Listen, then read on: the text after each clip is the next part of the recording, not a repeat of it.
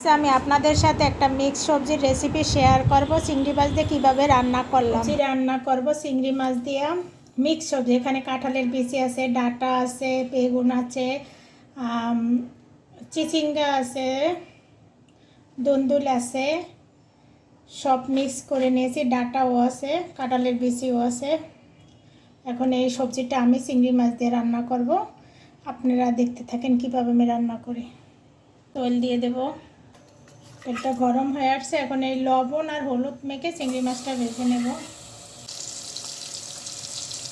দিয়ে দেবো পেঁয়াজ পেস্ট আর আদা পেস্ট।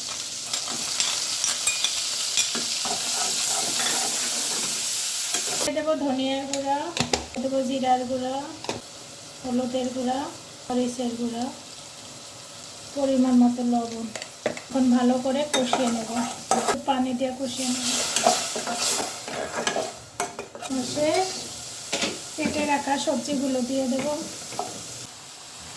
এখন আমি পানি ইউজ করব না, কারণ এখানে দুন্দুল আর চিচিঙ্গা, এতে অনেক পানি বের হয়। এখন শুধু মশলার সাথে কষায় নেব।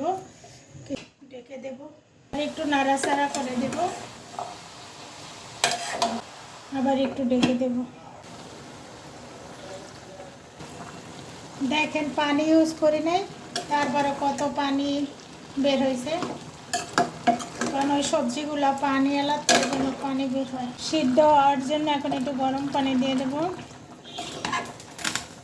একটা কাঁচামরিচ দিয়ে দেব, দিয়ে দেব ধনিয়া পাতা কুচি। আমার রান্নাটা প্রায় শেষ, বাটিতে ঢেলে নেব। আমার এই সবজি রান্নার রেসিপিটা কেমন হয়েছে কমেন্ট করে জানাবেন। এতক্ষণ পর্যন্ত দেখার জন্য সবাইকে ধন্যবাদ।